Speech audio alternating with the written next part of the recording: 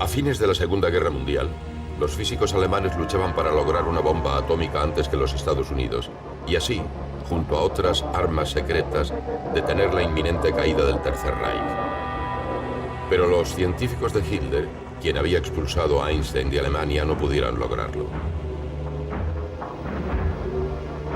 Curiosamente, la Argentina, que se había mantenido neutral durante la guerra y gracias a eso acumulando grandes reservas, ahora importaba científicos y técnicos del extinto Tercer Reich.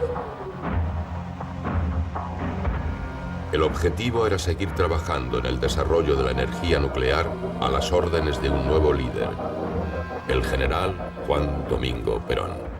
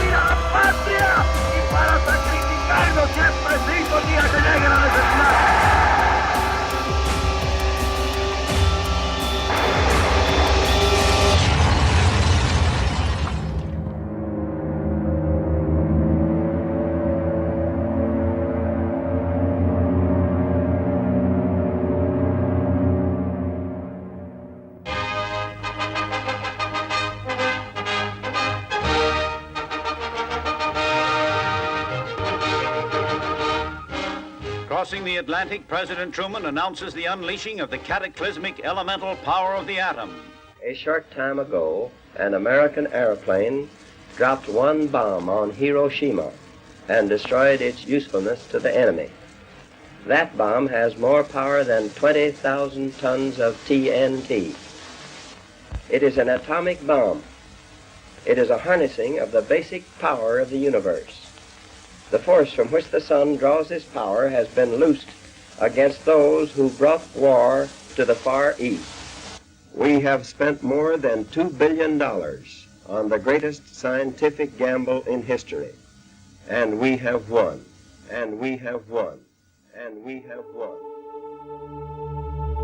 Pocos meses después del discurso del presidente Truman y de la destrucción de Hiroshima y Nagasaki con bombas atómicas, la Argentina iniciaba su propio plan nuclear. Solo Estados Unidos sabía cómo liberar la enorme energía contenida en los átomos. La Unión Soviética todavía no había logrado detonar una bomba A. En 1947, la revista estadounidense de izquierda liberal The New Republic publicaba una información alarmante. La Argentina está preparando un plan militar secreto buscando la bomba atómica que no puede pasar inadvertido dado el potencial económico del país. También destacaba la posible emigración hacia ese país del famoso físico alemán y premio Nobel Werner Heisenberg. El semanario planteaba cómo un país ajeno a los conflictos internacionales podía modificar los equilibrios entre las grandes potencias de posguerra por primera vez. Era posible que las potencias triunfadoras permitieran que un país como Argentina, que había declarado la guerra al eje pocas semanas antes de su derrota, desarrollara un plan independiente de energía nuclear que nadie, fuera de los Estados Unidos, poseía. Era tolerable que los avances en tecnología atómica de la Argentina se debieran a la cooperación de científicos alemanes del extinto Tercer Reich. ¿Acaso la tercera posición que proclamaba el general Perón, equidistante del capitalismo y el comunismo, encubría un posible cuarto Reich en América del Sur? ¿Por qué la propaganda oficial de los Estados Unidos hizo todo lo posible por identificar a Perón con los nazis? ¿Hasta qué punto Perón, las Fuerzas Armadas argentinas y la población civil simpatizaban con el nacionalsocialismo? El plan nuclear argentino incluía también el desarrollo de una bomba atómica, aquella que no llegó a lograr Adolf Hitler.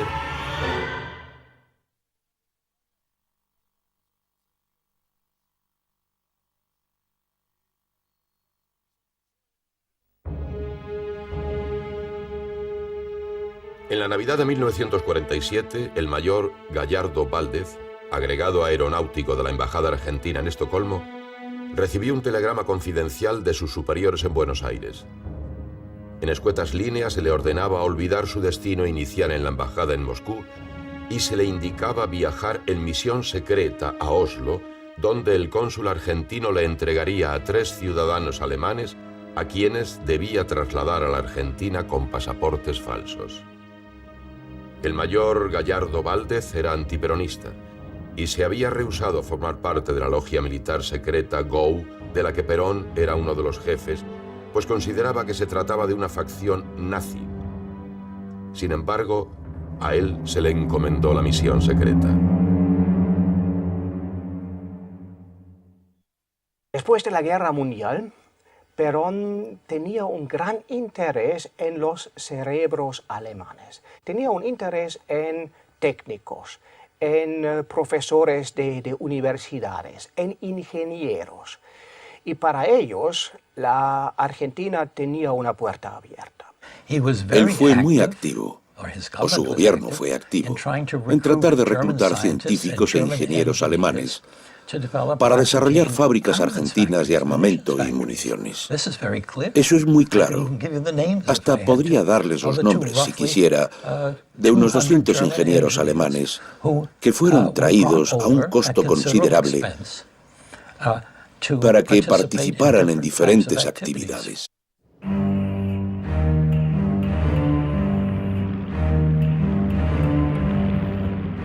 Pedro Jorge Matíes. Esta fue la nueva identidad de uno de los 3 ciudadanos trasladados, pero su verdadero nombre era Kurt Tank.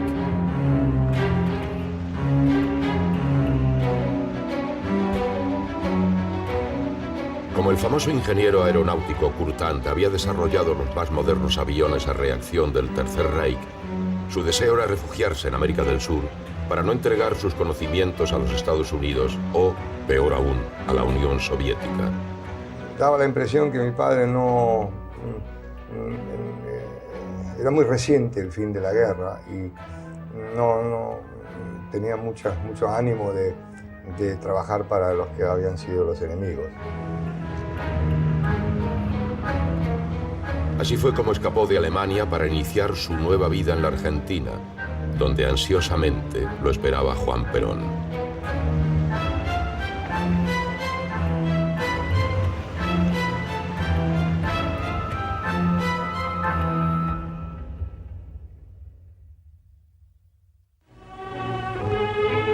Fecha memorable en la historia de la patria. Se abre el camino para la reconstrucción nacional. Se defiende al pueblo que trabaja creando la Secretaría de Trabajo y Previsión. Hace su cargo al frente del nuevo organismo del Estado el coronel Juan Perón. El coronel Perón tuvo un meteórico ascenso en la dictadura militar establecida en 1943. Desde la Secretaría de Trabajo pasó al Ministerio de Guerra y luego a la Vicepresidencia de la Nación. Pero fue a partir de su breve caída en octubre de 1945 y su retiro del servicio activo que Perón organizó un partido laborista a través del cual ganó las elecciones presidenciales en febrero de 1946. Buena parte de su campaña presidencial había sido financiada por Ludwig Freude. Freude ayudó también financieramente a la campaña electoral de Perón y quizás en otra forma también que no se conoce. Durante la guerra, Freude había apoyado al Tercer Reich y antes, durante y después de la catástrofe nazi, era una conexión primaria entre los alemanes y el cada vez más influyente coronel Perón. Bueno, Ludwig Freude fue siempre la especie de representante del Partido Nacional Socialista Alemán y que tuvo un cargo, digamos, muy alto del nacionalsocialismo alemán acá. Apenas asumió el gobierno, Perón designó al frente del flamante Servicio de Inteligencia del Estado al hijo de Ludwig Freude, Rodolfo, quien también fue miembro de la Comisión Peralta, cuya tarea era facilitar refugio al peculiar flujo inmigratorio alemán de posguerra. Esta comisión dependía del jefe de la Dirección Nacional de Inmigraciones, un antisemita llamado Santiago Peralta. También participaban de la misma Juan Duarte, el hermano de Eva Perón y secretario privado del presidente, y el ex capitán de las SS, Jorge Alberto Carlos Pfundner. Sugestivamente, Juan Duarte y Pfundner dirigían la agencia de viajes Via Nord, creada para traer a los criminales de guerra refugiados en Suecia, Dinamarca y España. Los refugiados con frecuencia viajaban en los barcos del empresario naviero argentino Alberto Dodero, mecenas de Aristóteles Onassis y gran amigo del matrimonio Perón. Tal era la amistad de Alberto Dodero con Juan y Eva Perón que el empresario corrió con todos los gastos del viaje de la mujer del presidente por Europa en 1947 y hasta llegó a acompañarla en la gira. 2 décadas más tarde, en una entrevista con el periodista y escritor Tomás Eloy Martínez, grabada en 1970, Perón admitió con franqueza que había ayudado a los alemanes a refugiarse en Argentina. Mucho antes de que terminara la guerra, nosotros nos habíamos preparado ya para la posguerra. Les hicimos saber a los alemanes que les íbamos a declarar la guerra para salvar miles de vidas. Cuando terminó la guerra, estos alemanes útiles nos ayudaron a levantar nuevas fábricas y a mejorar las que ya teníamos. Y de paso, se ayudaron ellos mismos. Inmigrantes alemanes no tenían ninguna dificultad de entrar en la Argentina. Aunque la emigración de Europa fue ilegal, la inmigración normalmente era legal o, digamos, semi-ilegal.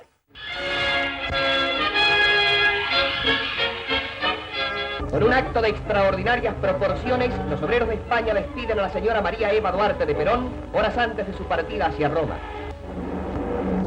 En un gigantesco avión de la fama llega la esposa del presidente argentino y desciende en compañía del secretario privado del general Perón, señor Juan Duarte. La Plaza de San Pedro. Se va a llevar a cabo la audiencia concedida por el sumo pontífice a la esposa del presidente argentino. Acompañada por los altos dignatarios de la corte papal, atraviesa la logia de San Rafael con un solemne ceremonial de impresionante trascendencia. Durante la entrevista, Pío XII expresó su agradecimiento personal hacia la Argentina por la ayuda prestada por nuestro país a las naciones europeas azotadas por la guerra. En el Vaticano, Eva Perón fue recibida por el Papa Pío XII, quien le solicitó protección y refugio para los criminales de guerra nazi, amparados por la Comisión Pontificia de Asistencia, a la que conducía el austríaco obispo negro Alois Hudal, así llamado no por el color de su piel, sino por sus simpatías con el nazifascismo. El viaje de Eva Perón por Europa fue una etapa importante en el armado de la red que favorecía la llegada a la Argentina de docenas de científicos y técnicos útiles para los planes de desarrollo de las Fuerzas Armadas, y además de cientos o quizá miles de criminales de guerra nazis, fascistas, croatas y de otras nacionalidades. Su hermano, Juan Duarte, y el empresario naviero Alberto Dodero acompañaron a Eva Perón en todo su recorrido por España, Italia, Francia, Portugal y Suiza. En este viaje, Eva Perón tuvo encuentros oficiales con jefes de Estado, como el generalísimo Francisco Franco. En un dossier publicado en 1947, el Departamento de Estado del Gobierno de los Estados Unidos denunciaba la transferencia fuera de Alemania de bienes de industriales y jerarcas nazis. Según este informe, a través de testaferros, los nazis abrieron cuentas bancarias secretas y unas 750 sociedades anónimas en varios países, entre los que se contaba la República Argentina, el país no europeo más amigo de Alemania. El agregado militar de los Estados Unidos en Roma, Vincent Lavista, quien seguía de cerca la fuga de nazis hacia Argentina, escribió un memorándum para el secretario de Estado George Marshall, donde revelaba que el Vaticano es la principal organización implicada en el movimiento ilegal de los nazis. Este documento secreto se hizo público 35 años después. El Vaticano ayudó mucho a personas anticomunistas, colaboracionistas, fascistas, nacionalsocialistas que querían escapar. La ruta de las ratas comenzaba a funcionar. En Argentina, gracias a la comisión del funcionario Santiago Peralta, junto a la agencia de viajes Vianor del ex SS Fulder y Juan Duarte. Y en Europa, gracias a la Comisión Pontificia de Asistencia y a la Cruz Roja Internacional. Tras el viaje de Eva Perón a Europa, encontraron refugio en la Argentina Joseph Mengele, con el alias de Dr. Helmut Gregor, cédula de identidad argentina número 3940484. Adolf Eichmann, con el alias de Ricardo Clement. Joseph Schwamberger, Walter Kutschmann, Ludolf von Alvesleben, Ante Pavelic, Eduard Rossmann, Gerhard Bonn, Wilhelm Sassen, Hans Fischbruck, Guido Zimmer, Klaus Barbie y Friedrich Langschner. Además de los criminales de guerra, llegaron a la Argentina dos fervientes admiradores del nazismo. Hans Rudel, el más famoso piloto de Stuka y el militar más condecorado del Tercer Reich después del mariscal Goering, y Kurt Tank, el ingeniero aeronáutico que proyectó al caza alemán más eficaz de la Segunda Guerra Mundial, el Focke-Wulf 190. Tank vivió en Argentina con documento a nombre de Pedro Jorge Matíes. En general, la Argentina era muy digamos, amigable. Siempre hacía lo que era, venía de Alemania, a los alemanes, a los científicos alemanes, a lo que hizo Alemania, todo lo que el esfuerzo y todo el potencial técnico de Alemania siempre fue muy admirado por Perón.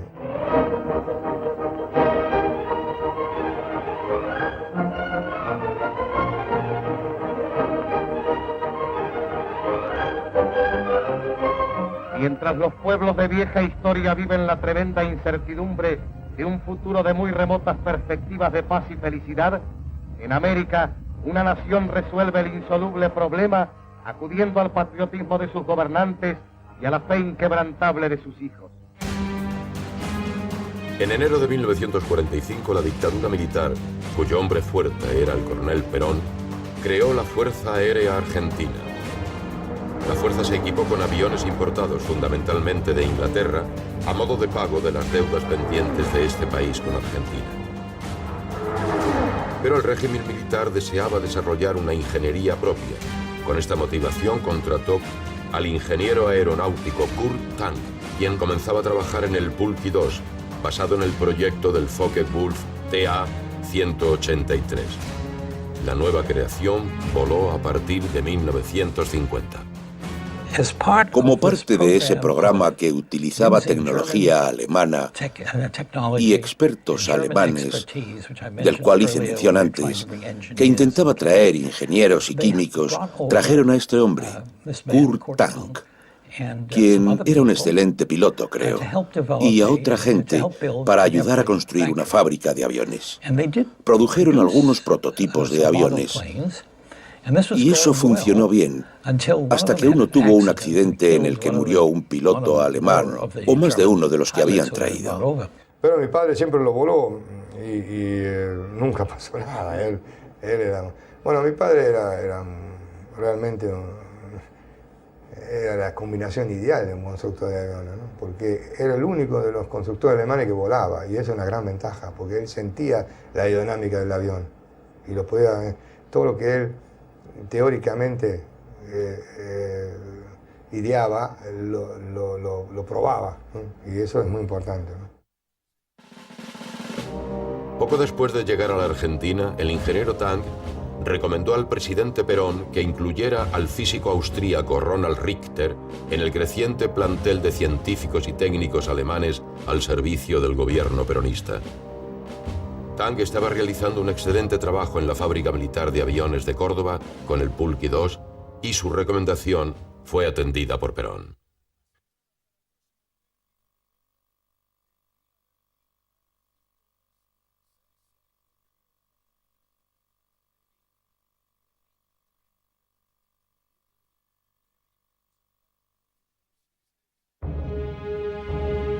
Nacido en Austria en 1909, Richter contó con su propio laboratorio antes de ingresar a la Universidad de Praga, de la que egresó en 1935.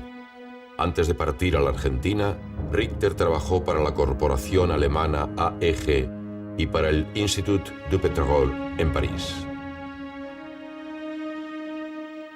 En mayo de 1948 hubo un primer contacto informal con Richter, que entonces se encontraba trabajando en París. Al mismo tiempo, Richter estaba en contacto con oficiales del ejército estadounidense que le ofrecían trabajo en su país. Cuando Alemania capituló frente a los aliados, Richter estaba trabajando en Berlín en un laboratorio propio que, curiosamente, había sido pagado por su acaudalado padre.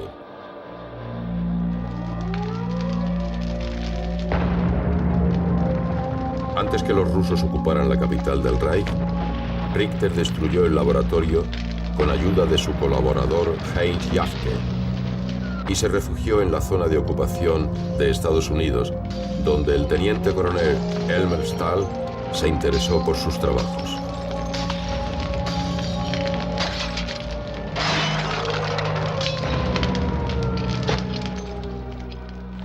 Der amerikanische Konsul, der mich einem strengen Verhör unterwarf, fragte mich, ob ich einen Sohn habe. Nein, ich habe eine Katze, sagte ich. Der Konsul erklärte mir, dass ich mit Katzen nicht reisen darf. Ich liebte sehr meine Katze Epsilon, so dass ich meine Absicht zu einer Reise nach den Vereinigten Staaten aufgab und stattdessen nach Argentinien ging. Ronald Richter es otra figura interesante, casi una figura de leyenda. Vino a la Argentina por intervención de Kurt Tank. Kurt Tank habló con Perón y habló de este personaje muy fascinante. Y Ronald Richter durante la guerra trabajó en diversos proyectos bélicos y tenía la idea de usar la energía nuclear. La recomendación del ingeniero Tang había resultado eficaz. Apenas una semana después de llegar a Buenos Aires, el 24 de agosto de 1948, el científico fue recibido en la Casa Rosada por el propio presidente Perón.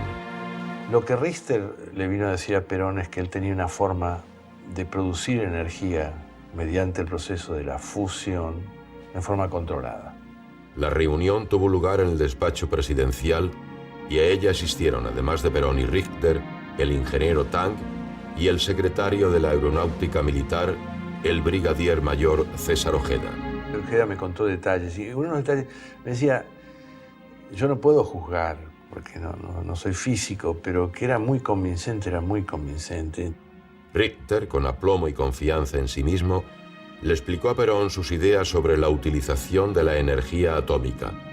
Perón no sabía nada de física, pero Richter sabía explicarse con metáforas didácticas. Ich schlage vor, eine winzige Sonne zu schöpfen. Die unendliche Energie der Sonne entsteht durch die thermonuklearen Vorgänge, die Wasserstoff als Brennstoff benutzen.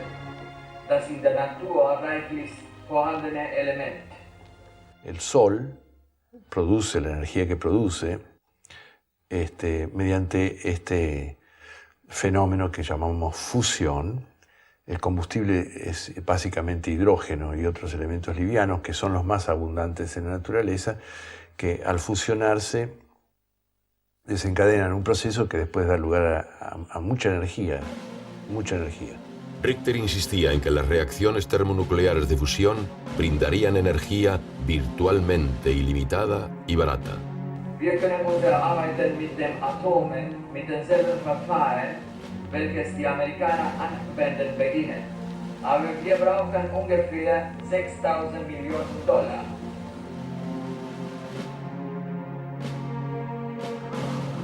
Das ist sicher, mit diesem Verfahren können wir Energie erzeugen, wenn Sie mir 6.000 Millionen $ geben. Das andere Verfahren besteht in der Schmelze. Auf diesem Wege können wir Erfolg haben oder nicht.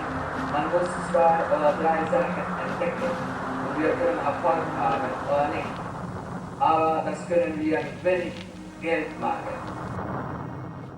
Pensemos en la energía del sol, digamos. Realmente hace muchísimos años que el sol está irradiando, digamos, miles de millones de años, y va a seguir un tanto más. Y es mucha la energía que irradia el sol. Bastó aquel primer encuentro con Perón para que Richter se instalara en Córdoba junto a Tank, pero con un laboratorio propio. El proyecto atómico estaba en marcha.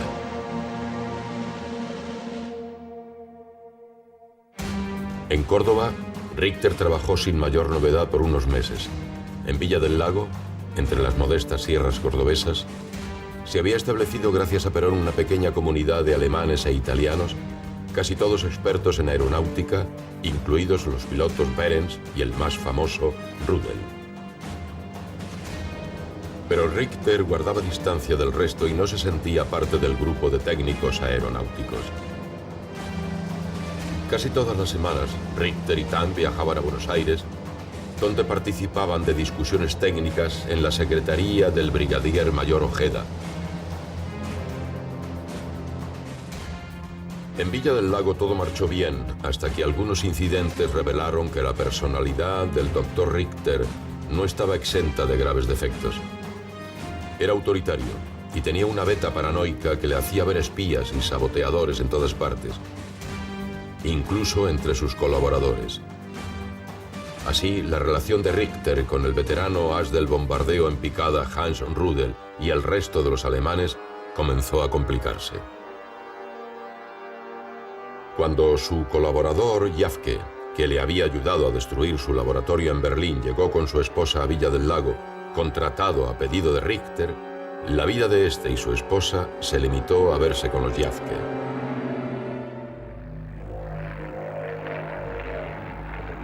No había un buen clima humano en torno al líder del proyecto atómico argentino, a punto tal que Hans Rudel, ante la sorpresa de sus amigos nazis Behrens, Mildebrandt y Kallenbach, llegó a proponer que Jafke habría que atarle una bomba debajo del auto.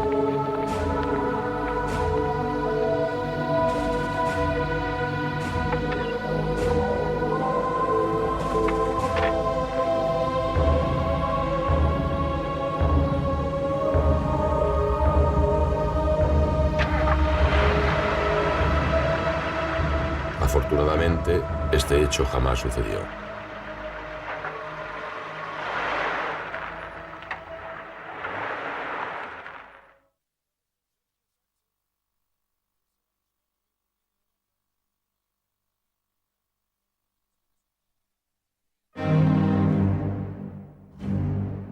A principios de 1949 se produjo un incendio en el laboratorio de Richter que, de acuerdo a la investigación policial, fue causado por un cortocircuito. Sin embargo, el físico lo interpretó como un acto de sabotaje. Debido a esto, el episodio dio lugar a la intervención de la Policía Federal, algo que molestó a las autoridades aeronáuticas. Lanzando acusaciones de espionaje, Richter se negó a seguir trabajando en Villa del Lago. Se supone que no era un sabotaje, digamos. Nadie pudo probar por sí o por no, pero simplemente era un cortocircuito. El incidente llegó pronto hasta los oídos de Perón, quien resolvió que el escándalo en el Instituto Aeronáutico en Córdoba no debía interferir con sus planes atómicos. Para solucionar el problema, Perón recurrió a un antiguo camarada de la logia GOU que lo había llevado al poder, el coronel Enrique González. González había recibido entrenamiento militar en Alemania y, como oficial adscrito a la Wehrmacht, había estado en el frente de batalla a las órdenes del general Heinz Guderian. El coronel Enrique González conocía a Perón desde 1917, época en la que habían compartido un mismo destino militar. Cuando Perón llegó al poder, la amistad entre ambos se enfrió, pero a principios de 1948, Perón lo mandó llamar y le otorgó un cargo en la Dirección de Migraciones y la vaga tarea de fomentar el poblamiento de la Patagonia. Al año siguiente, Perón volvió a convocarlo y, según el testimonio de González, le dijo: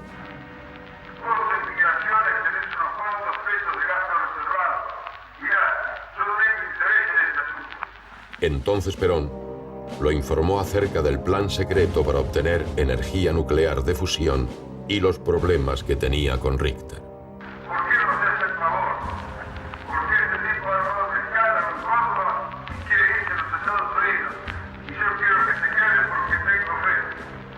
Por coincidencia, el coronel González ya sabía lo que estaba sucediendo en Córdoba. Su hijo, un teniente de aeronáutica, estaba destinado en el instituto y, gracias a que hablaba inglés y alemán, obraba de intérprete de los extranjeros recién llegados. El coronel González viajó a Villa del Lago, se entrevistó con Tang y visitó los laboratorios donde Richter había suspendido su trabajo. Richter consiguió todo lo que pedía, fuera caro, muy caro o extremadamente caro. Perón deseaba que Richter trabajara en libertad y con todos los medios necesarios. Así se creó un grupo dedicado a la búsqueda de un emplazamiento adecuado para un nuevo laboratorio.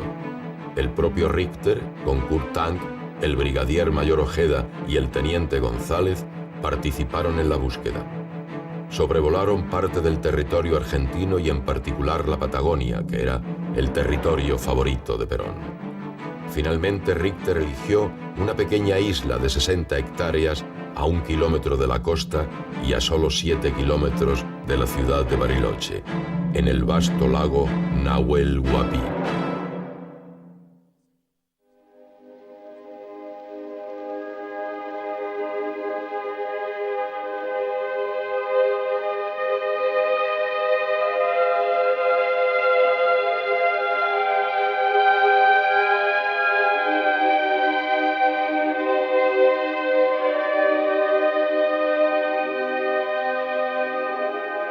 Reichlich reines frisches Wasser zur Abkühlung, keinen Staub, der die Apparate und Instrumente stören könnte, und einen Ort, wo man geheime Arbeiten hüten kann.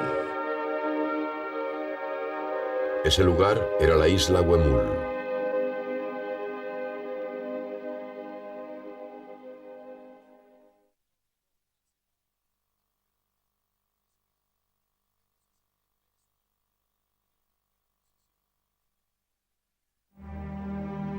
En el despacho presidencial, en la Casa Rosada, se reunieron Perón, Richter, Tang y los principales ministros del gobierno argentino.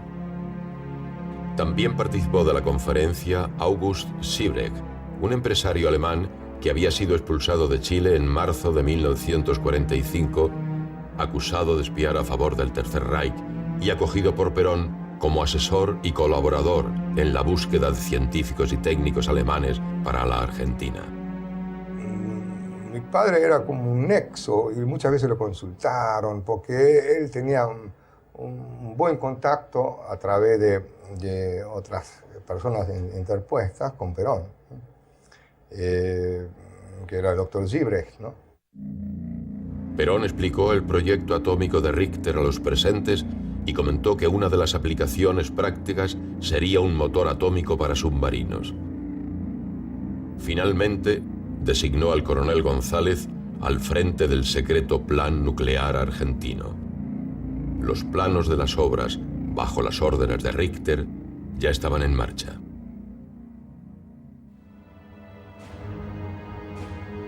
El 21 de julio de 1949 llegaron las primeras máquinas a la isla Huemul. La segunda compañía de ingenieros desembarcó personal, maquinarias y materiales en aquella pequeña isla boscosa y hasta ese día deshabitada. Y empezó todo el movimiento de construcción en la isla, que significaba camiones y camiones y camiones de ladrillos que pasaban desde la estación ferroviaria a Playa Bonita. Y que de ahí se transbordaban en tremendos transbordadores a la isla. Trabajaban día y noche ahí en el proyecto, en turnos cerrados, prácticamente no descansaban nunca.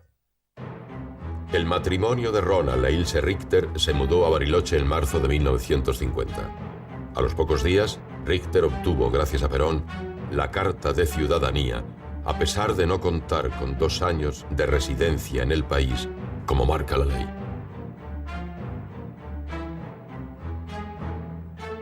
En la isla había 400 personas trabajando. Los lanchones cruzaban el estrecho lago que la separaba de Playa Bonita con camiones cargados de maquinarias y materiales. La empresa estatal Fabricaciones Militares y el ejército tenían orden superior de otorgar la máxima prioridad a los pedidos provenientes de la isla Huemul. Un momento en el país que escaseaban bolsas de cemento y ladrillos porque todo se iba para la isla Huemul, de manera que eso implicaba un movimiento muy grande en toda la Bariloche. También la Fuerza Aérea dispuso de maquinaria propia.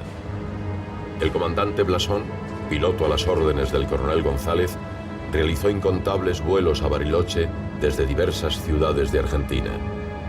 Y se llevaron a cabo vuelos especiales a Gran Bretaña, Estados Unidos y otros países para introducir en secreto los materiales estratégicos que Richter necesitaba. Un memorándum del coronel González afirmaba que la mitad de los materiales y equipos necesarios se consiguieron de contrabando. Aparatos importados de la Philips, de Europa, especialmente de Holanda, aparatos que nunca se hubieran podido conseguir normalmente. Al poco tiempo de haberse instalado Richter en la isla, el general fue a inspeccionar el lugar junto a su esposa Eva. El 8 de abril de 1950 el matrimonio llegó a Isla Huemul. El presidente quedó positivamente impresionado por las obras. Una platea de hormigón de 20 metros de lado, sobre la que se levantaba el encofrado de madera para los muros del futuro reactor de grandes dimensiones, lo dejó impactado. Los noticieros radiales y cinematográficos y los periódicos de la época controlados por Perón no se hicieron eco de la visita presidencial al lugar más secreto del país. Aunque los trascendidos sobre un proyecto especial que se generaba allí ya se escuchaban más allá de la ciudad de Bariloche.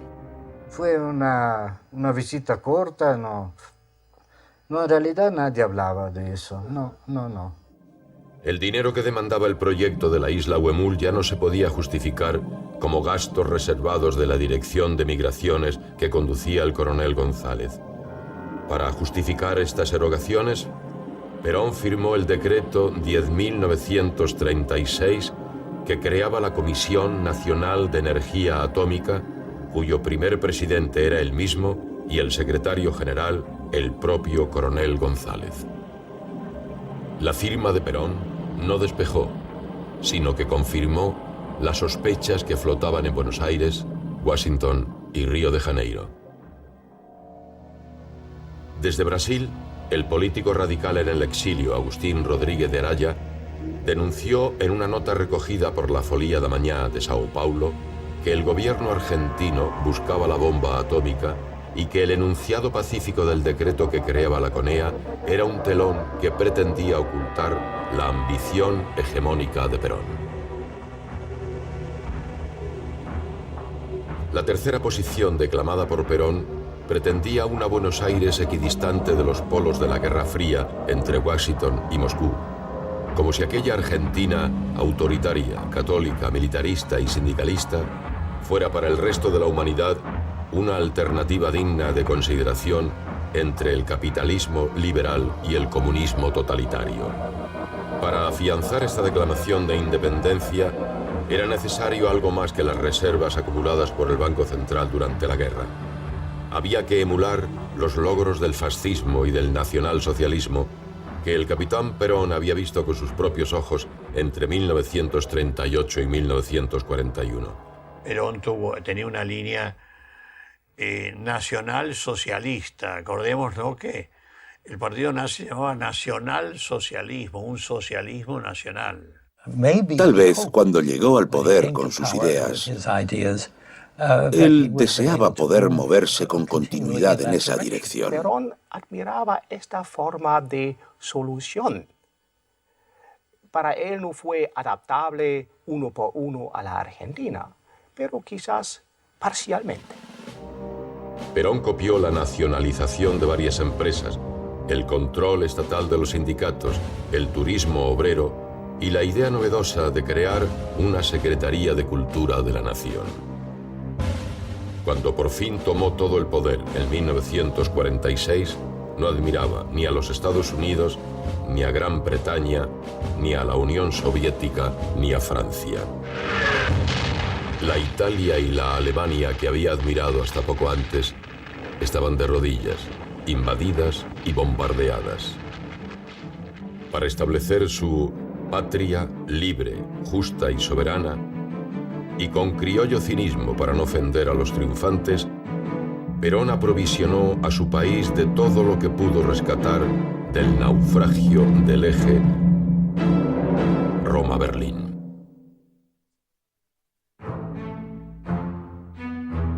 La mayor parte de los militares que gobernaban con Perón a la Argentina se habían identificado a tal punto con lo germánico que, pese a la destrucción de Europa y los horrores del Holocausto, declararon la guerra a Alemania unas semanas antes de la derrota y solo por ser aliada del Japón, para que así la díscola argentina fuera admitida en la Conferencia de San Francisco que creó las Naciones Unidas. En este país, en la Segunda Guerra Mundial, yo me acuerdo, hubo mucho argentino a favor del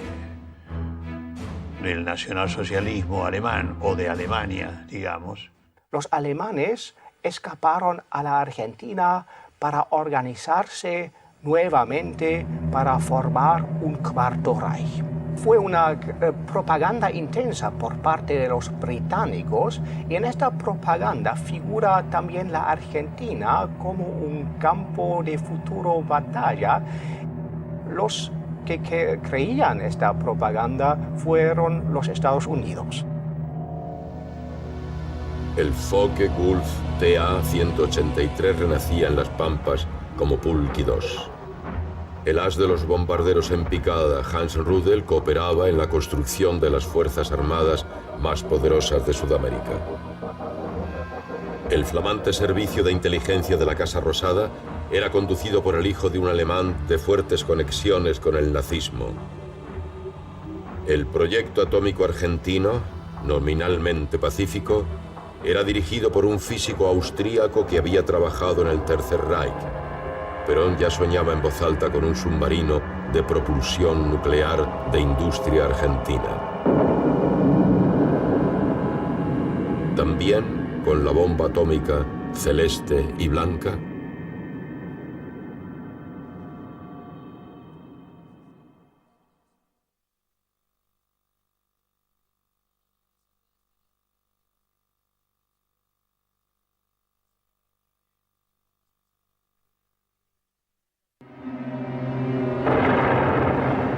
La posición principal del gobierno Irigoyen fue la neutralidad. Eso fue percibido como un acto amistoso por parte del pueblo alemán y también por parte del gobierno alemán. Entonces, la posición de la Argentina en la opinión pública en Alemania fue muy positiva. Irigoyen mantuvo una política latinoamericana de oposición a la política imperialista norteamericana. Podríamos llamarla neutralidad benévola respecto de Alemania. Los triunfadores no permitieron que Alemania fuera admitida en la Liga de las Naciones, dejándola fuera del nuevo orden internacional, liderado, entre otras naciones, por Estados Unidos, que se encontraba gobernado por el presidente Thomas Woodrow Wilson. Solo una nación alzó su voz en favor de que no hubiera naciones excluidas como Alemania y se retiró de la Asamblea en protesta. Esa nación era la República Argentina. Y cuando accidentalmente un diputado en el Reichstag, en el Parlamento alemán, mencionó el nombre de Irigoyen, todos los diputados se pusieron a pie y aplaudieron al presidente argentino. Entonces, ese presidente fue realmente popular en Alemania. Pero todos estos méritos no fueron suficientes para evitar que el más germanófilo de los generales argentinos, José Félix Uriburu, lo derrocara durante su segunda presidencia en septiembre de 1930. Entre los jóvenes oficiales que apoyaron a Uriburu estaba el capitán Juan Domingo Perón, quien 16 años después, paradójicamente, llegaría a la presidencia de la nación gracias al voto popular. 2 años después, en 1933, llegó a Buenos Aires Willy Kohn, el comisario de la Auslandorganisation, una organización para el exterior del partido nazi. Kohn fue recibido en un Mercedes-Benz adornado con banderas con la esvástica y la delegación de bienvenida lo saludó con el brazo derecho extendido. La misión de Kohn era fundar el Partido Nazi Argentino, en un acto que se realizó junto al Stalem o Cascos de Acero, otra organización pro-nazi. Pero, ¿cómo impactaría esto en la política exterior de Estados Unidos y en sus relaciones comerciales con el extremo sur de América? La preocupación norteamericana no se centró únicamente en la posición comercial de la Argentina. La penetración nazi en el país austral generó un nuevo foco de conflicto y temor.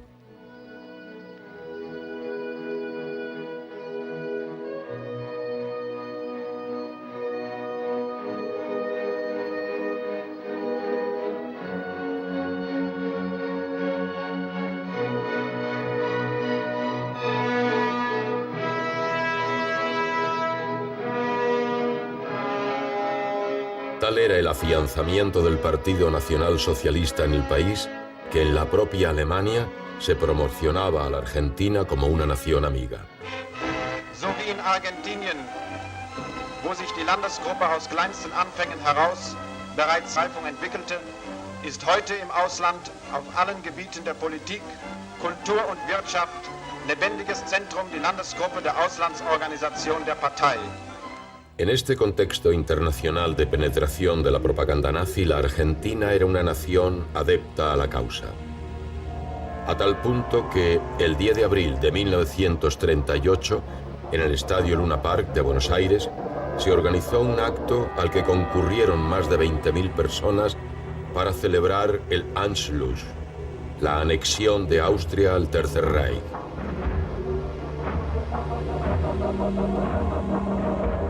Fue la demostración pública más importante que realizó el nacionalsocialismo fuera de Alemania. El principal orador del acto fue el jefe del partido nazi en Argentina, Alfred Müller. Yo fui con mi madre. Mi padre estaba en el podio dando los discursos. Quizás en ese momento dijeron todos con el mismo ideal, con la misma idea política, que no era así tampoco. La Segunda Guerra Mundial va a ser mucho más complicada. Por el asunto del nazismo, por el asunto del racismo, por el asunto también de la colonia judía acá, a la cual había que tener en cuenta.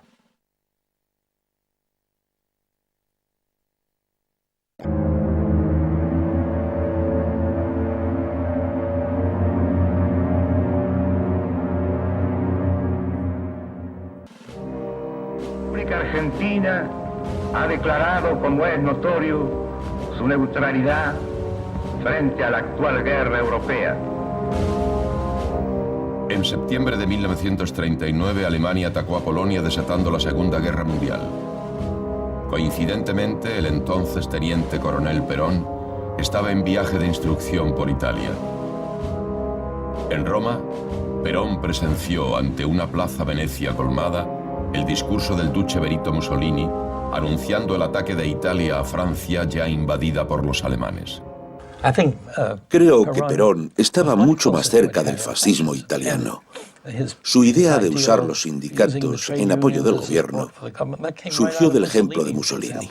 Ciertos lineamientos tomó tanto de Mussolini, de los primeros años del mussolinismo, como del nacionalsocialismo hitleriano.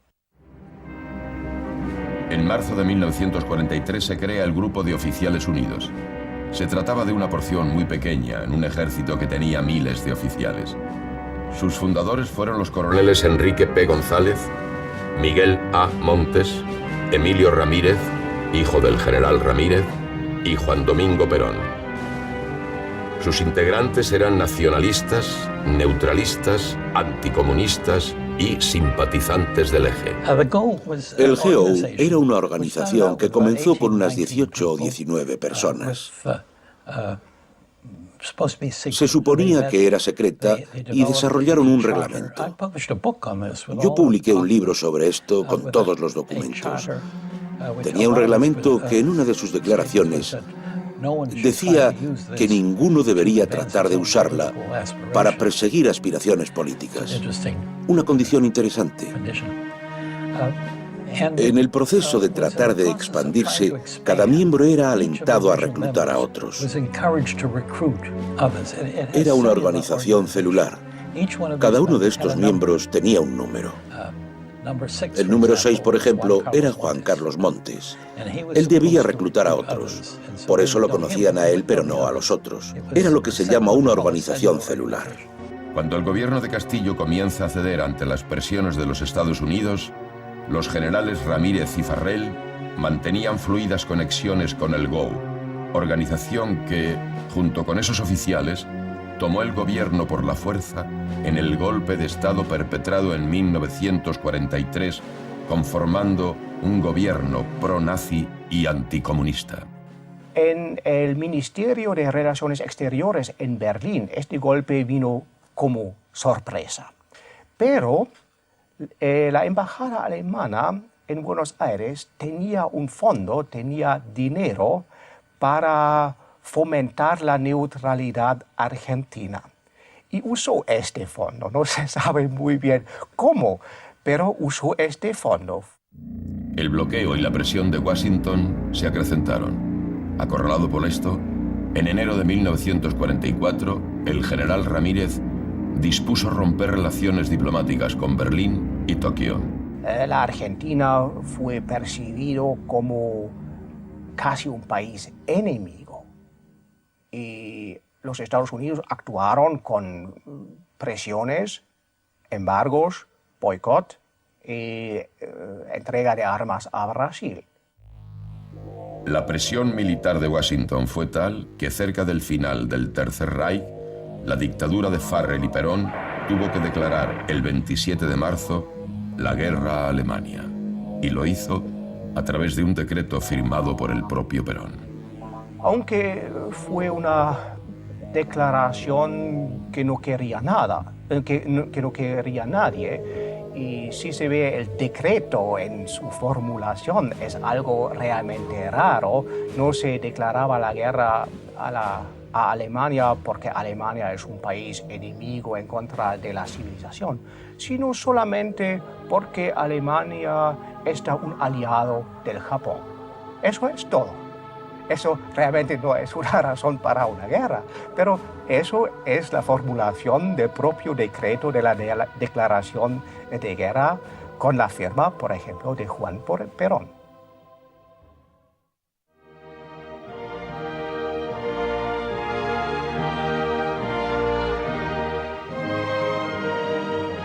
Sin embargo, las simpatías con Alemania se mantenían muy vigentes.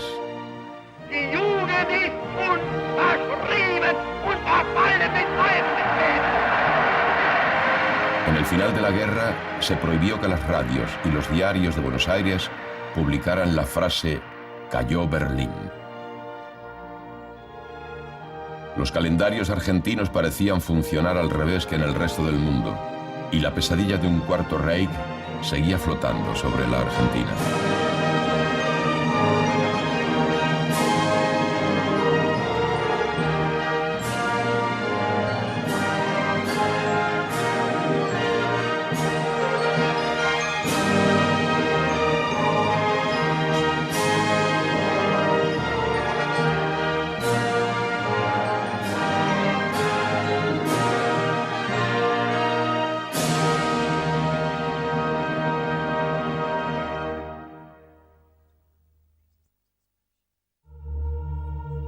no lo querían aceptar.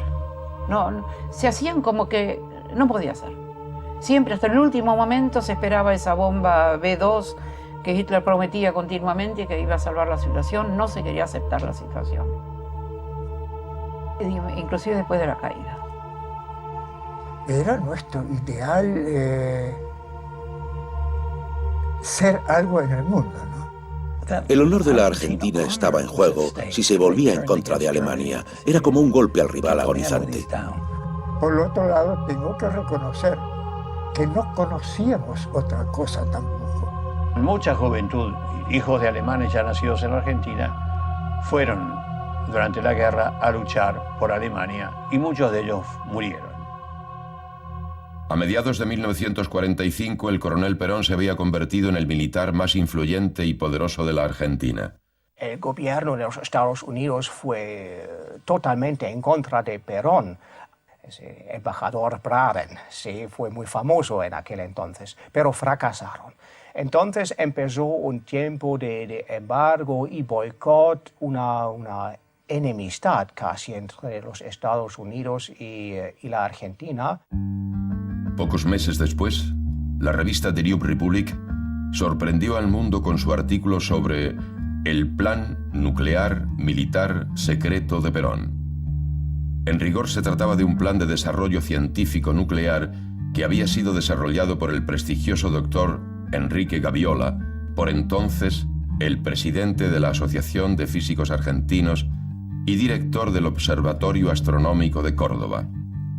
El físico argentino había estudiado en Berlín durante los años 20, donde fue alumno de gigantes de la física como Einstein, Courant, Bohr y Planck.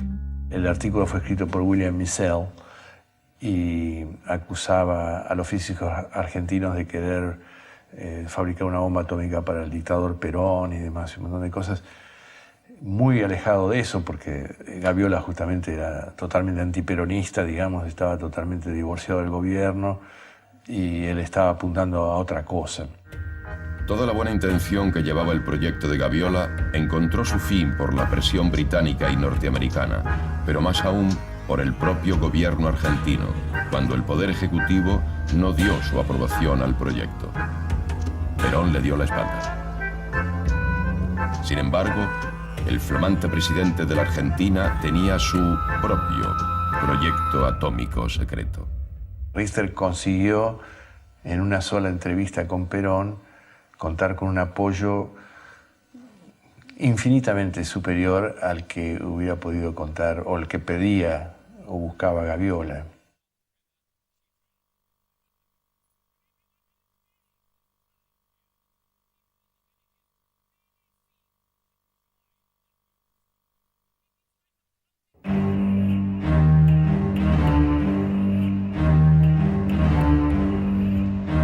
En mayo de 1950 se comenzó a construir el reactor de Richter en la isla Huemul.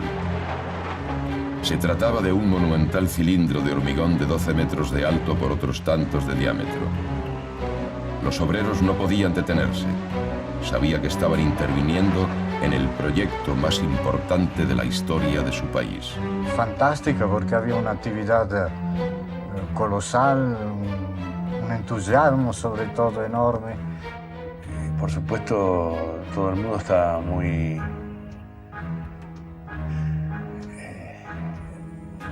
atento, digamos, a todo esto que estaba pasando, porque el movimiento era muy grande. El gran esfuerzo no había sido en vano.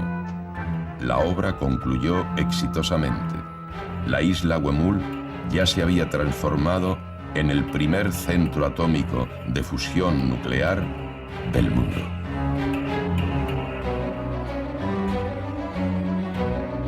El complejo atómico en la isla Huemul estaba compuesto por el Laboratorio 1, donde se construyó el reactor grande, el Laboratorio 2, donde Richter realizaba sus experimentos, el Laboratorio 3, que funcionaba como depósito, el Laboratorio 4, sin utilización, la usina eléctrica, la casa de Richter, un laboratorio de fotografía y el puesto de la guardia.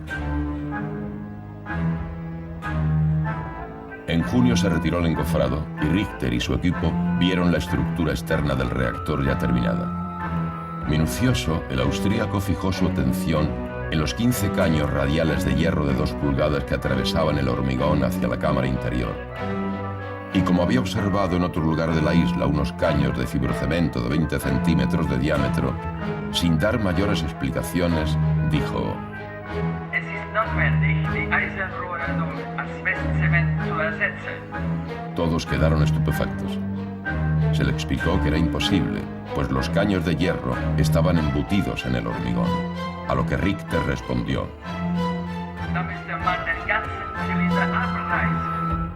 Primero hizo un enorme cilindro exterior, adentro de este edificio. Y después empezó a agrietarse. Entonces lo hizo demoler todo. Y él, cuando hizo construir este enorme reactor de 12 metros de altura por 12 metros de diámetro, y cuando terminó todo el hormigonado ese, porque había una pequeña falla, una pequeña fisura que no le hacía para nada, dijo que había que tirar todo abajo. Era como para realmente correr el riesgo de que la gente alrededor de él empezara a pensar de que era loco. Richter ponía a veces los ojos en blanco, como un visionario, abstraído, encerrado en sí mismo. Parecía como una persona que entraba en trance. Mezcla de niño y genio. Era una combinación de un ser infantil que tenía ideas propias de científico. Se metía en todos los detalles y continuamente introducía modificaciones. A veces era extremadamente minucioso.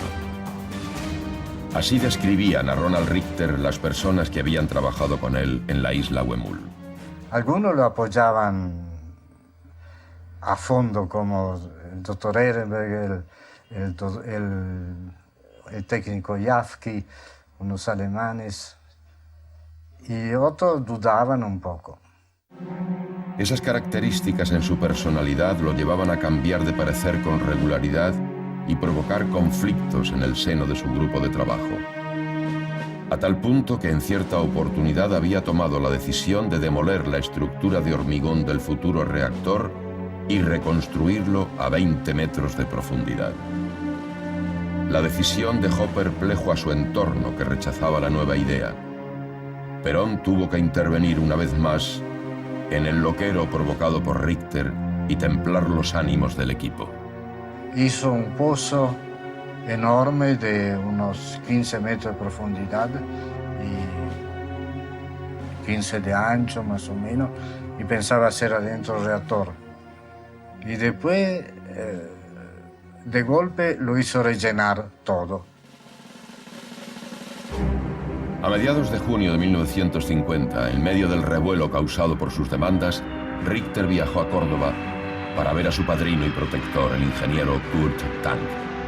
En la provincia mediterránea, estuvo presente en una de las primeras pruebas del vuelo del prototipo del Pulky II, que era la reencarnación argentina del avanzado caza alemán Focke-Wulf, diseñado por Tank. Pero el vuelo de prueba concluyó con un accidente en el aterrizaje que casi le cuesta la vida al piloto Otto Behrens y destruyó el prototipo. Pocos meses después, probando un nuevo prototipo del Pulky II, Behrens murió en otro accidente. Bueno, Behrens era piloto de prueba en Alemania y después, bueno, especial para el Pulky II. Lamentablemente se estrelló.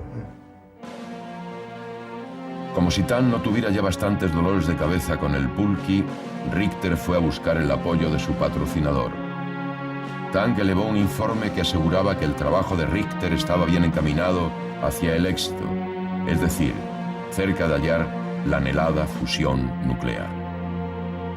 Richter se reunió con el coronel González y el presidente de la Nación, quien ponderó el informe de Tank, los datos aportados por González y la convincente explicación de Richter. Todo indicaba que el camino seguido era el correcto. Por eso Perón decidió satisfacer las demandas de Richter, ordenando demoler la monumental estructura del reactor. Richter regresó a Isla Huemul reconfortado por el respaldo de Perón. Poco después, su esposa Ilse dio a luz una niña, Mónica. El gato Epsilon ya no era hijo único. En esos tiempos, en una carta que escribió a un amigo en Suecia, Richter decía: Das ist eines der interessantesten Projekte der Welt, welches später bestätigt werden wird.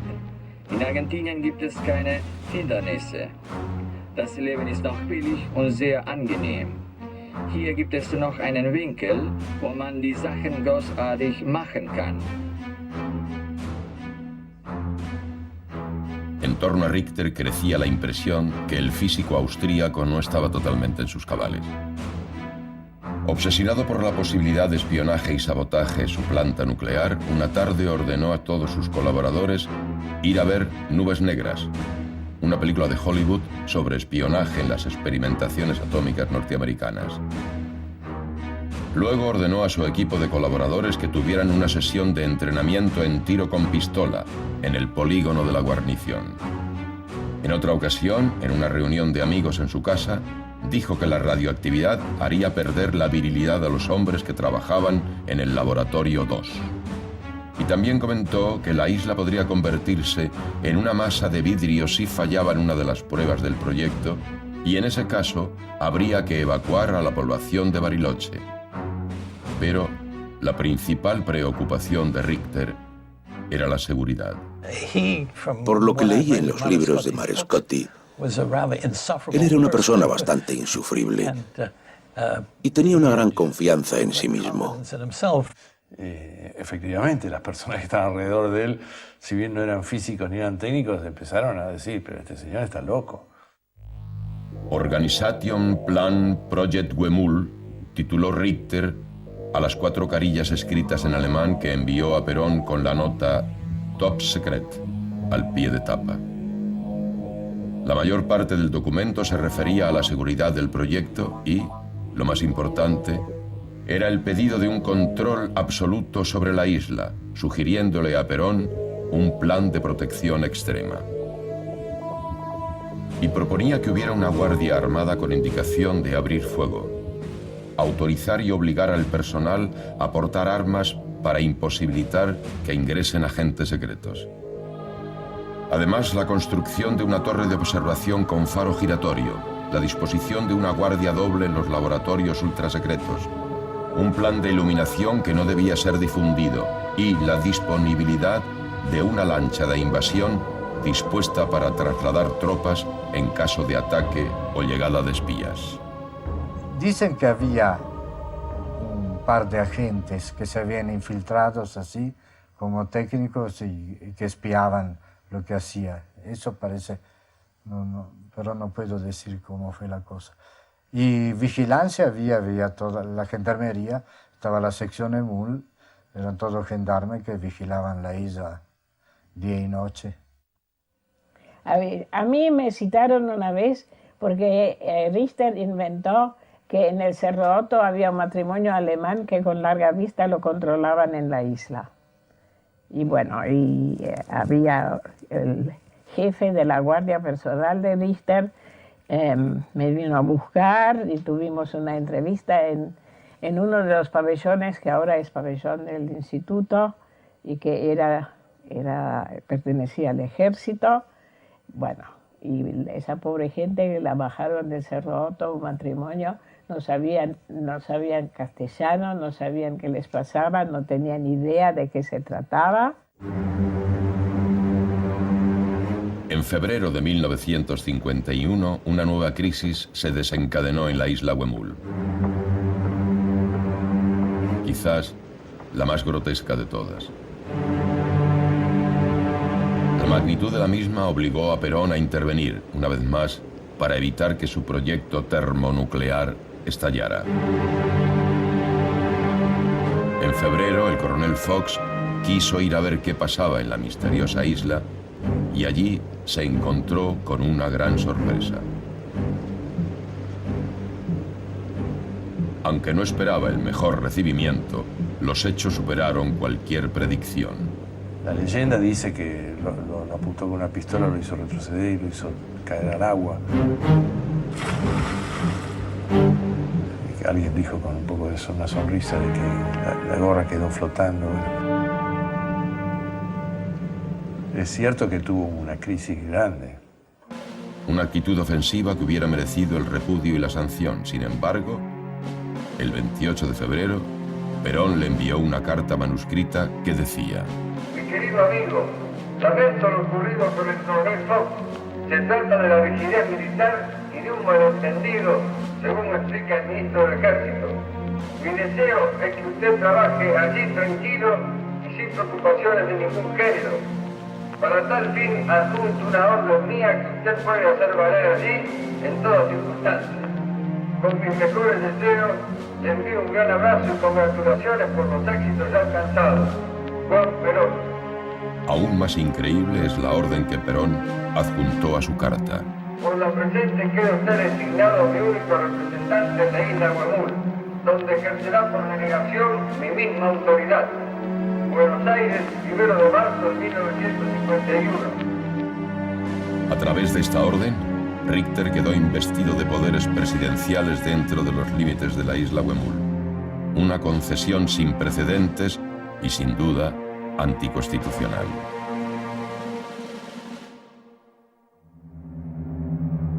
Sin embargo, y a pesar del férreo sostén desde la Casa Rosada, la situación estaba llegando a un punto límite. La ansiedad comenzaba a alterar los ánimos. Se debían obtener resultados en el corto plazo. Finalmente la noticia llegó. Era el informe más esperado por Perón. Una causa de Estado en la que el presidente había apostado todo y aún más. El 16 de febrero de 1951, en la distante isla Huemul, en la Patagonia argentina, se realizaba la primera fusión nuclear controlada de la historia, según el científico austríaco Ronald Richter. Con admirable sincronismo con el logro termonuclear, en febrero de 1951, el ingeniero Kurt Tank y su equipo presentaron a Perón el último prototipo del Pulqui 2, que voló con éxito sobre el aeropuerto de Buenos Aires. El general Perón observa las características de este formidable aparato, en cuya construcción se han aplicado las más recientes experiencias de la aviación moderna. Es un avión de caza del tipo monoplaza, dotado de una potentísima planta motriz que le permite alcanzar velocidades superiores a los 1000 kilómetros por hora.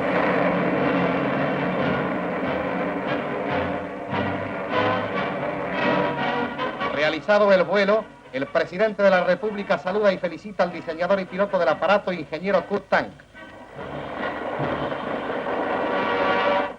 Todos miraban a la Argentina, tenía un avión de última generación en aquella época, tenía un científico que desarrollaba la fisión nuclear y bueno, entonces él estaba en un plano político muy interesante para por eso venían también acá para ver qué pasaba.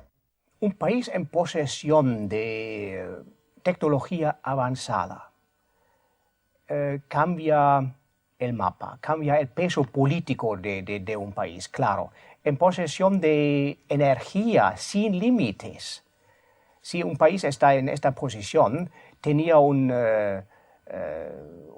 peso mucho más grande. Y si existe, por ejemplo, la opción de cambiar esta energía en un arma, eso también cambia mucho. Entonces, con un poderío militar de esta índole, la Argentina hubiera sido un país con mucho más influencia y con una situación de amenaza. En 1950, Juan Domingo Perón alcanzó el pináculo de su poderío y popularidad. Las grandes reservas acumuladas durante la Segunda Guerra Mundial por el país ya se habían casi agotado, pero gracias a ello reinaba en el pueblo el optimismo y nadie pensaba en la crisis económica que se avecinaba. Eva Perón también estaba en el cenit de su fama y poderío, pero en su cuerpo se engendraba un tumor maligno que 1 año y medio más tarde terminaría con su vida.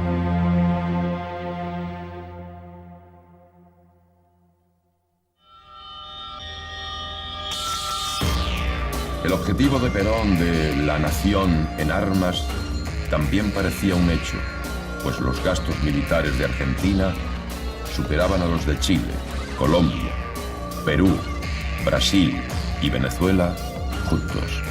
La Argentina de Perón y la España de Franco eran los dos únicos países del mundo donde el nacionalsocialismo y el fascismo no eran una pesadilla del pasado reciente, sino un sueño nostálgico donde la humillante derrota se mezclaba con deseos de revancha. En la guerra habían perdido trágicamente a sus padres putativos, Adolf Hitler y Benito Mussolini, pero en la próspera Argentina de posguerra habían encontrado a un padre adoptivo y protector. En la Argentina, ser nazi no era un problema, quizás era casi una virtud.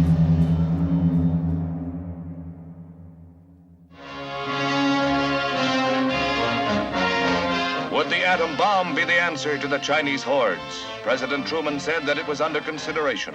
On his word alone rested the decision to unleash this awful force. Mientras las dos grandes potencias de la segunda posguerra competían en la carrera atómica al calor de la Guerra Fría, el sábado 24 de marzo de 1951, el mundo se enteró que la Argentina había entrado al club nuclear por la puerta grande, con un experimento de fusión controlada. Habían pasado solo 2 años y medio del día en que desembarcó la primera máquina topadora para comenzar las obras en la isla Huemul. En estos momentos hacen su aparición el excelentísimo señor presidente de la Nación, general Juan Perón, el sabio que ha efectuado los trabajos sobre energía atómica, profesor doctor Ronald Richter, autoridades, jefes y oficiales de las Fuerzas Armadas. Les ofrezco mi disculpa por haberlos convocado un sábado tan temprano. Sé que muchos de ustedes terminan sus tareas nocturnas muy tarde. Esta clase de estudios se está desarrollando en este momento en muchas partes del mundo. Es indudable que nosotros no hemos podido escapar a esta clase de lucubraciones científicas. Y como sabrán, cuando doy mi información me aseguro de su veracidad. El verdadero autor y creador de estas experiencias en nuestro país es el profesor Ronald Richter. El 16 de febrero de 1951, en la planta de energía atómica en la isla Huemul de San Carlos de Bariloche, se llevaron a cabo con éxito reacciones termonucleares, bajo condiciones de control en escala técnica. Richter escribió el comunicado en sí, un párrafo relativamente escueto y algo oscuro, digamos. Dice el 16 de febrero de 1951, en la isla Huemul se ha logrado producir una reacción de fusión termonuclear bajo condiciones de control. Como era de esperar, el anuncio causó revuelo en la prensa de todo el mundo y desató innumerables especulaciones. En ese sentido, un cable de la agencia France Press planteaba la inquietud de los especialistas de la política norteamericana sobre la posibilidad que la Argentina rompa a su favor el desequilibrio de fuerzas en esa parte del hemisferio en caso de llegar a producir en vasta escala productos atómicos. Es un nuevo sistema. Se trata, como dice el doctor Richter, de encender soles artificiales en la Tierra. Ich halte es für wichtig zu behaupten, dass dies nicht eine Kopie des Auslandes ist. Es ist ein ganz rein argentinisches Projekt. Für Ausländer sowie für uns wird es etwas ganz Neues sein. Und ich möchte betonen, dass, wenn der Präsident der Nation es nicht unterstützt hätte, die Ausführung unmöglich gewesen wäre. Das Projekt wurde ausgeführt von einer Gruppe von Personen, welche täglich in großer Gefahr standen. Und die Gefahr wächst täglich. Die Lage ist wirklich aufsehenerregend. Was den Amerikanern jetzt gelingt mit der Explosion der Wasserstoffbombe, wurde in Argentinien schon in den Laboratorien und unter Kontrolle ausgeführt. La Comisión de Energía Atómica de los Estados Unidos rehusó comentar el anuncio argentino. Diversos funcionarios y expertos en temas nucleares manifestaron incredulidad y sospecha. Sin embargo, Algunos medios norteamericanos planteaban la inquietud que generaba la Argentina a partir de su descubrimiento científico. Aunque los más prestigiosos físicos del mundo descreían de la gran noticia espetada por Perón. Quien estaba a cargo de la presidencia de la Comisión de Energía Atómica, que se llamaba Gordon Dean, estuvo muy preocupado unos cuantos días por el tema y quería a toda costa mandar a algún emisario para que hablara con Perón y se enterara de qué era lo que estaba pasando. En medio de estas repercusiones y conjeturas, y a 4 días del anuncio, el 28 de marzo, en el Salón Blanco de la Casa Rosada, se realizó un acto homenaje a Ronald Richter en el que Perón le entregó la más alta condecoración de la Argentina peronista. Ronald Richter fue nombrado doctor honoris causa de la Universidad de Buenos Aires frente a las miradas embelesadas de Eva Perón e Ilse Richter.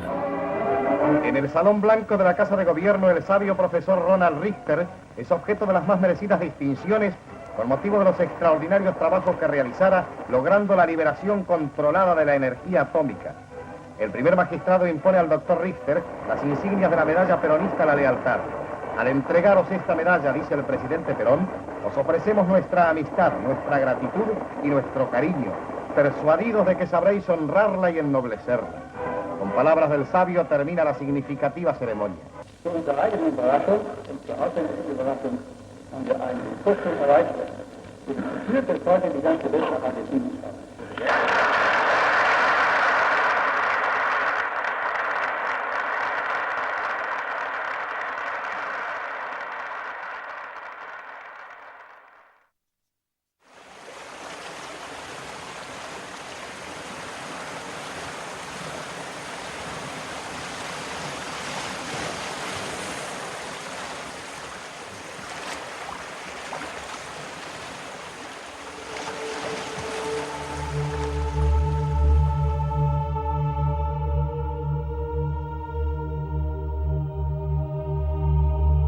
Dos años y medio después, la planta nuclear Bariloche fue desactivada en el más absoluto secreto.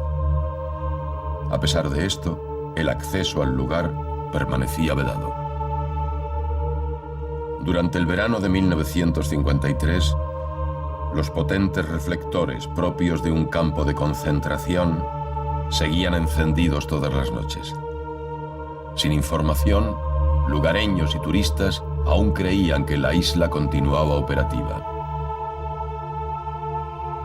El doctor Ronald Richter desapareció silenciosamente de Bariloche en esos días y no volvió nunca más.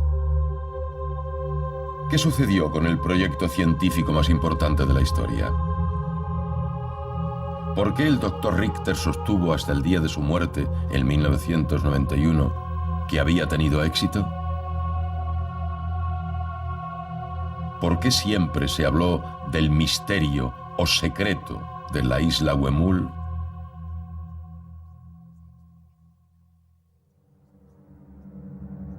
¿Fue posible en 1951 lograr obtener un descubrimiento que hoy en día no lo pueden realizar todas las naciones más poderosas del mundo en conjunto?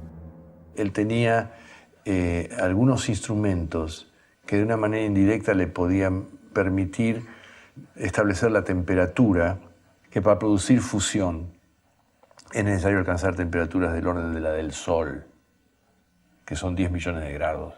El día anterior, Heinz Jafke, la mano derecha de Richter, había realizado varias veces un experimento que consistía en disparar un arco voltaico dentro de un cilindro que contenía litio e hidrógeno y observar los resultados con un espectógrafo y 2 detectores de radioactividad Geiger-Müller. En la placa del espectógrafo quedaba registrado el espectro de los elementos quemados en el arco voltaico. Tras el revelado de la placa, el espectro aparecía en forma de una serie de delgadas líneas verticales. Efectivamente, estas líneas tenían una curvatura, tenían como si fuera en el tiempo un desplazamiento. Pero lo que pasa es que el mecanismo de deslizamiento era medio defectuoso y la placa se movía y se inclinaba Me lo decía el propio Jafke esto. Por la tarde, Jafke alcanzó las placas recién reveladas a Richter, quien saltó de entusiasmo y marchó a ver al capitán González.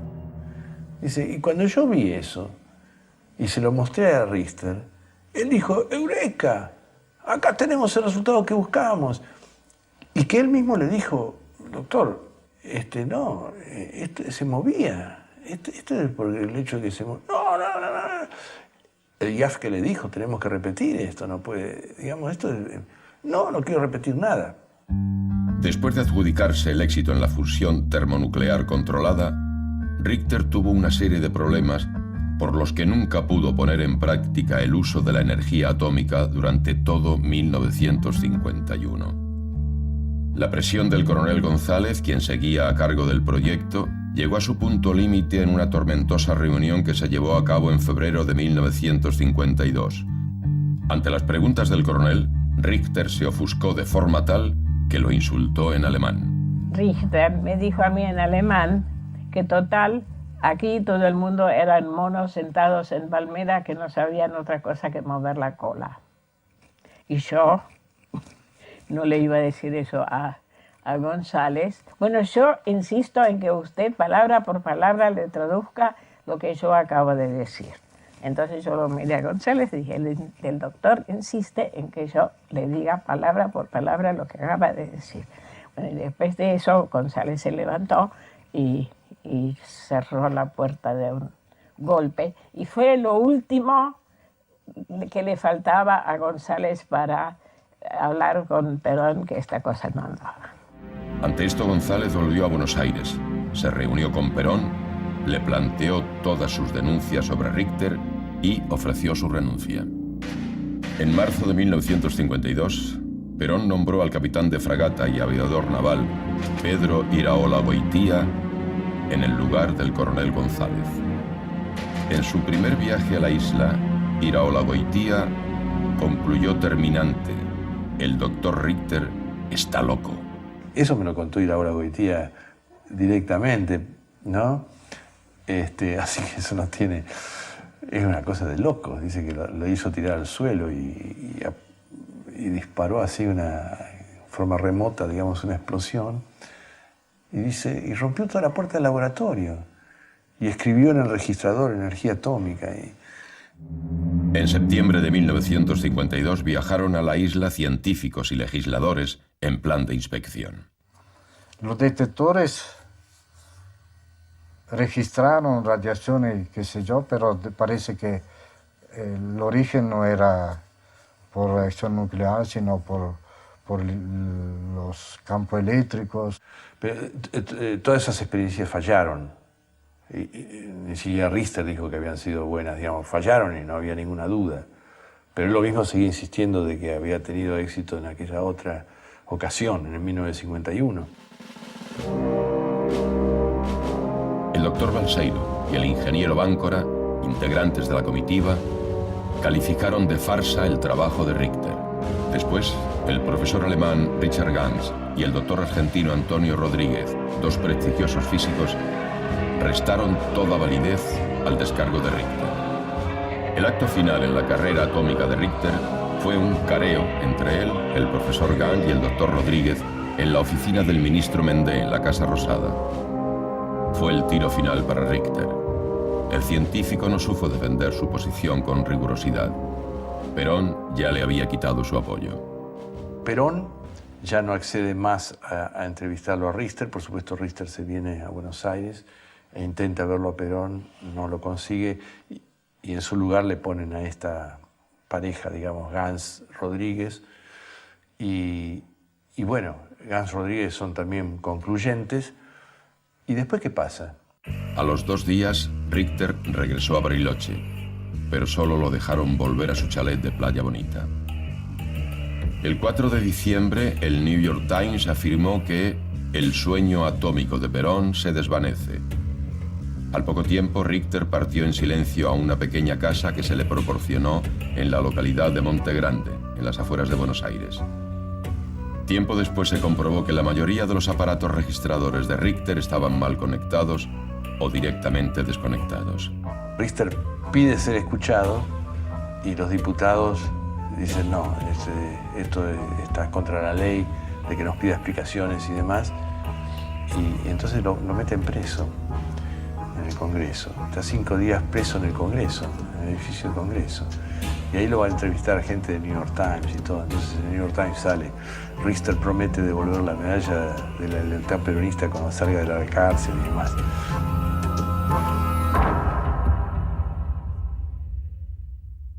Su vida continuó en su casa en las afueras de Buenos Aires, donde vivió, sin ocupación alguna, el resto de su vida hasta su muerte en 1991.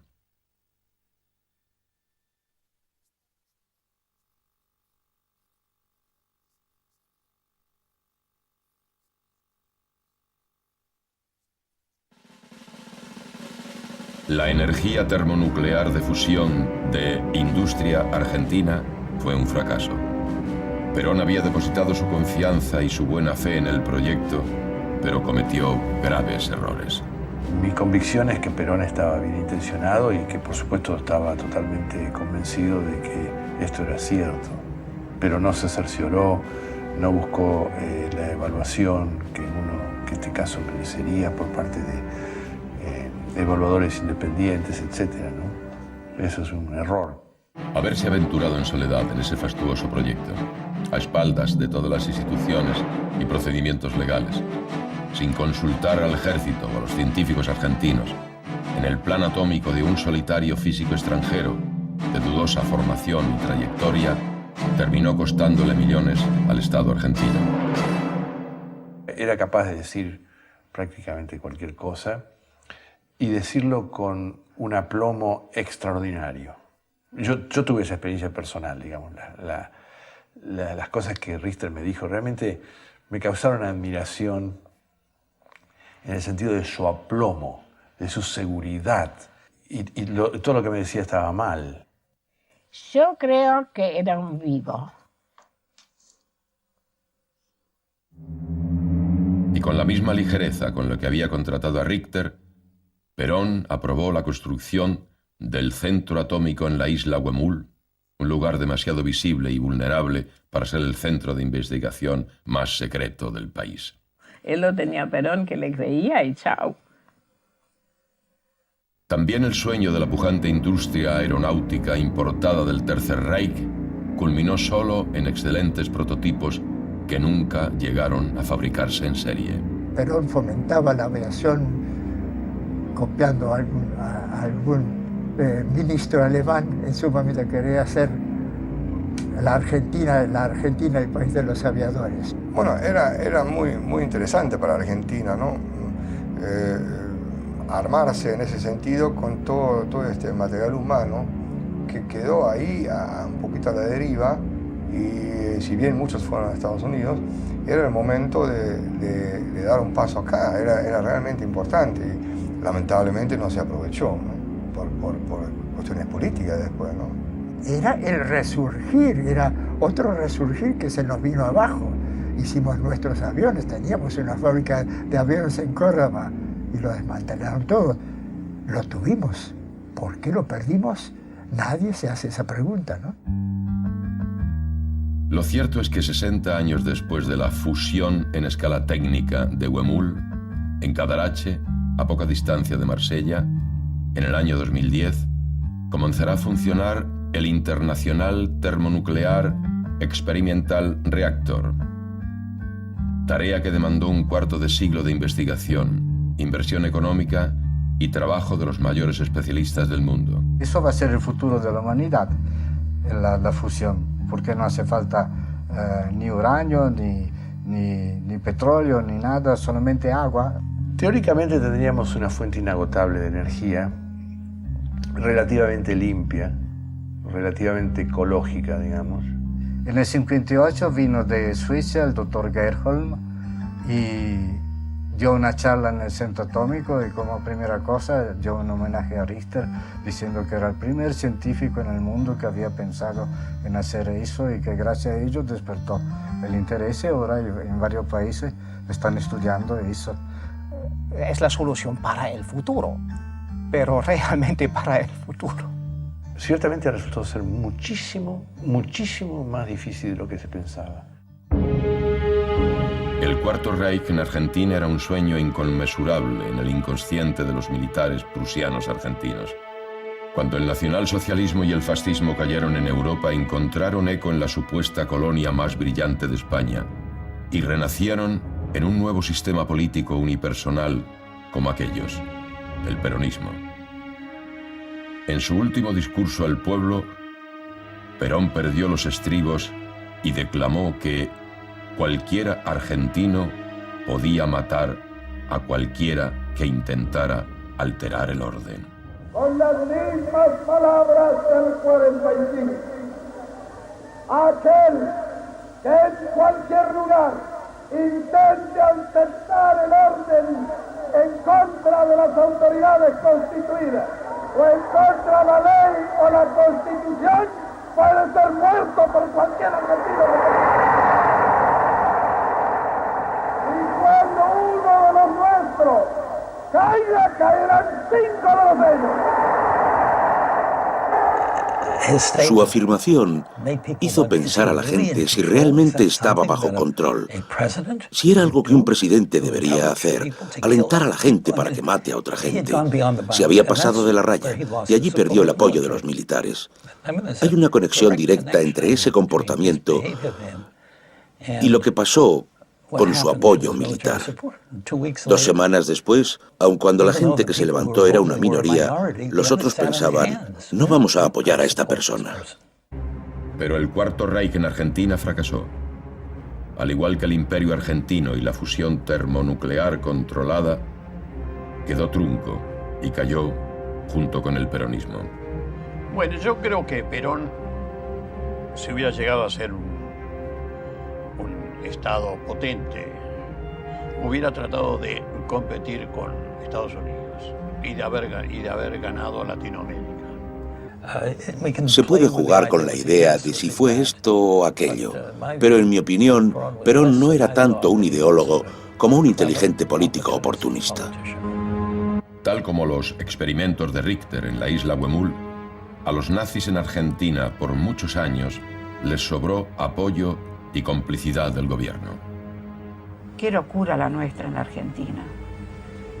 Era un mundo completamente distinto al que yo encontré en Alemania. Un coronel con mucho orgullo nos habló que siempre el ejército argentino, hasta la Segunda Guerra Mundial, hasta la terminación de la Segunda Guerra Mundial, usó el casco alemán. Y en el Museo Argentino hoy se muestra el casco con la cruz esvástica, con todo orgullo, sin ningún problema, cosa que sería imposible en la Alemania actual. Los tiempos modernos encontraron al país sin un Cuarto Reich instaurado como alguna vez se imaginó, pero muchos de sus oscuros fines e ideales se fueron llevando a cabo, con mayor o menor sutileza. En la década del 90, se cometieron en Buenos Aires los 2 atentados terroristas antisemitas más graves de la historia del Nuevo Mundo. El estallido de una bomba en la Embajada de Israel, que causó 27 muertos en 1992, y el atentado contra la Asociación Mutual Israelita de Buenos Aires en 1994, que mató a 86 personas. Ambos atentados permanecen impunes. Hasta estos tiempos llegó la sombra negra del Cuarto Reich en la Argentina. Veo que estas terribles cosas tienen sus raíces en la historia del país, en las tradiciones, en las hostilidades, en la incapacidad de construir una sociedad en la cual se toleran las diferencias. Es decir, está mejor ahora que en ese momento, pero estas tienen para mí raíces históricas y hasta cierto punto podría ser que el modelo nazi encajase o haya tenido cierta influencia, pero no hay que mirar siempre afuera para explicar estas trágicas cosas que han tenido lugar en el país.